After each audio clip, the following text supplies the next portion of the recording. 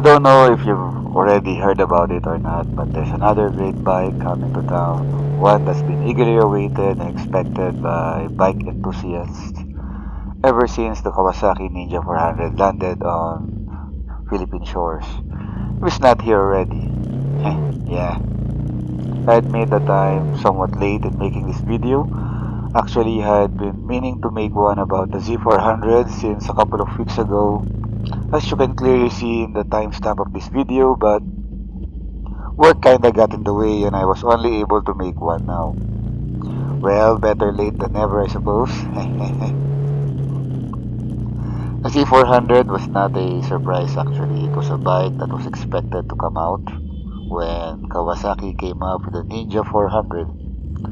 Yeah, it was only a matter of time. I mean, Kawasaki had a track record of producing and releasing naked versions of their Ninja motorcycles. I mean, there's the Ninja 250 and then there's the Z250, the Ninja 300, and then there was the Z300, Ninja 650 and the Z650, the Ninja 1000 and the Z1000, and now of course we have the Ninja 400 and the Z400. Yeah, for us riders here in the Philippines, it was just a question of whether or not Kawasaki Philippines will bring the bike to the country or not. And of course, when.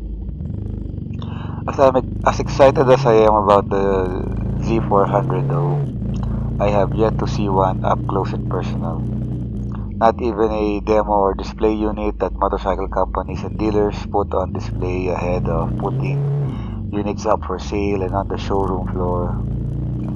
Yeah, only pics of the bike, I'm afraid.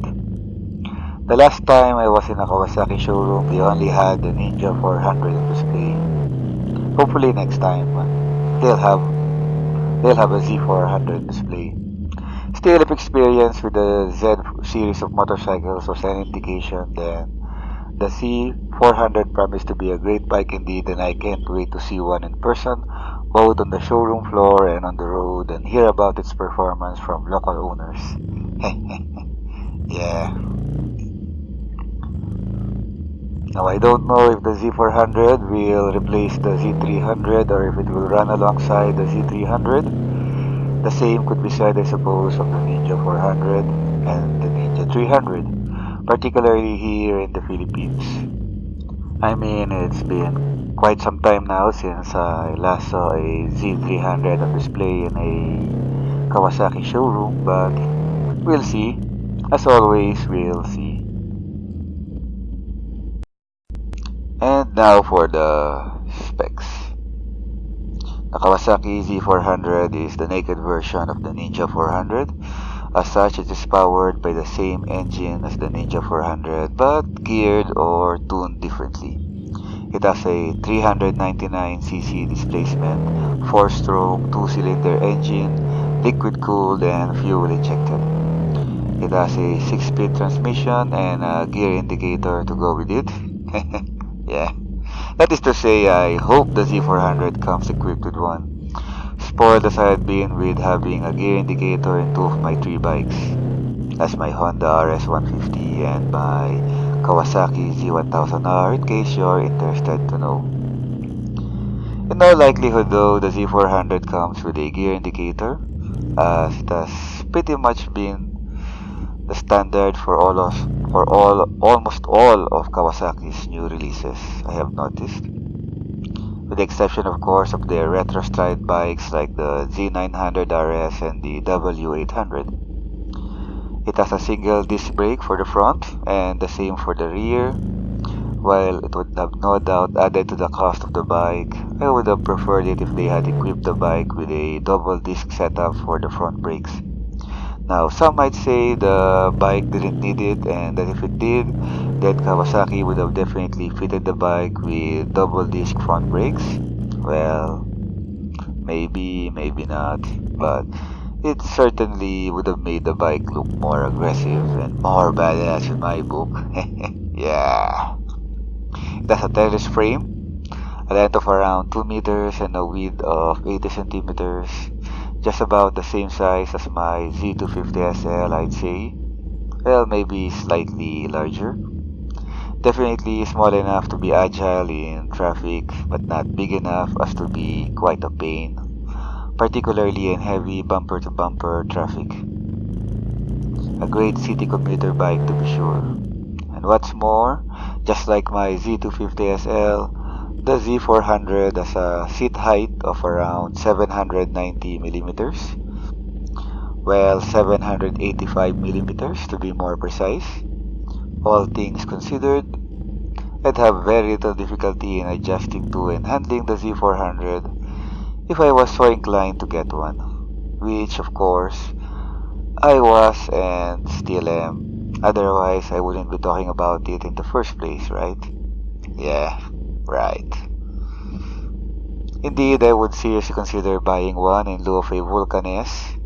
That is to say, I would seriously consider foregoing buying a Vulcan S for a much later date, or in the case of me going for the Vulcan S after all, I definitely consider saving up for a Z400 or a Ninja 400 for that matter, particularly when you consider the Z400's quite affordable price tag of around 2070, no wait, 270,000 bucks. Yeah, that's it. Oh yeah, I definitely would if it weren't for one reason, for one issue that is, which I would get into later in this video. The Z400 has a fuel capacity of around 14 liters. For the indication, my book of the bike being more of an urban ride than one you would take on long rides out in the countryside. Of course, that is not to say that you can't take the bike out for long rides. You can if you are so inclined to, you can if you want to. There's nothing stopping you from doing that, and really, you'd get such a kick out of it too, no doubt. If initial reviews of the bike's performance were any indication. Just plan out your ride and make sure you'd have enough fuel to go from gasoline station to the next, and you'd be just fine. Admittedly though, such fuel capacity for a 399cc motorcycle, fuel injected at that, is not such an issue for a small country like the Philippines. What would count as a long ride here would not be such a long commute after all, when compared to big countries like, say, the US. And finally, the Z400 is available in two colors, green and black. Yeah, color availability is somewhat lacking in many of Kawasaki's offerings, I'm afraid, particularly here in the Philippines. Yeah.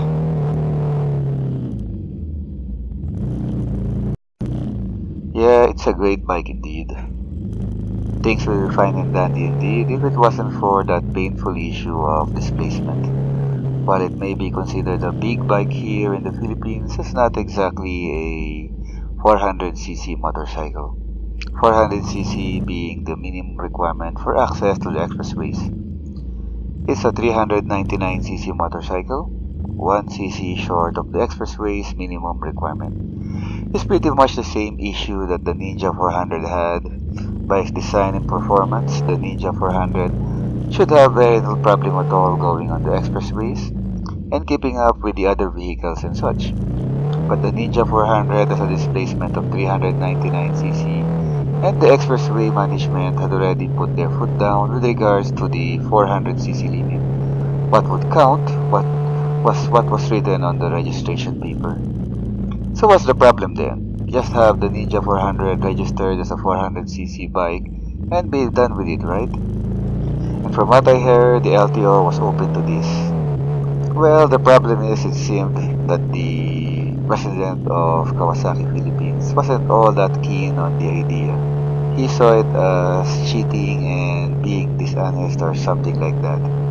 If you want the bike registered as a 400cc motorcycle, you're gonna have to go to LTO and do it yourself and have them change the displacement on the paper from 399 to 400.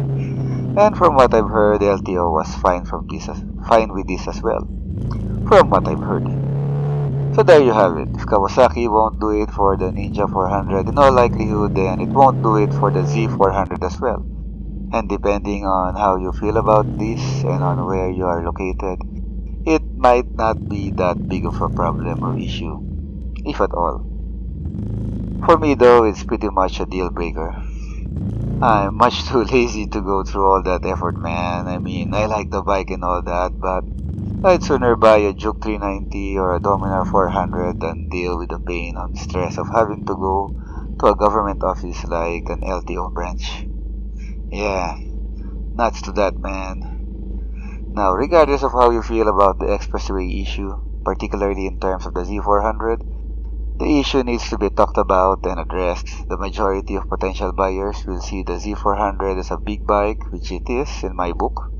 As a big bike, it should be able to go where other big bikes can go, like, say, the expressways. Sadly, many dealers are more than likely to say that the bike is not expressway legal, seeing as it will be registered as a 399cc motorcycle, no doubt putting off many a potential buyer. And this does an otherwise wonderful bike a great disservice. With all that said though, the Z400 promises to be a great bike indeed. And if the expressway thing is not much of a deal breaker to you, if it is an issue at all, then I say go for it. If you like the cut of the bike in terms of looks and specs, and you are in the market for one, then buy it. I'm quite sure you won't regret it one bit, I know I wouldn't. And as I already mentioned before, the price tag ain't all that bad either.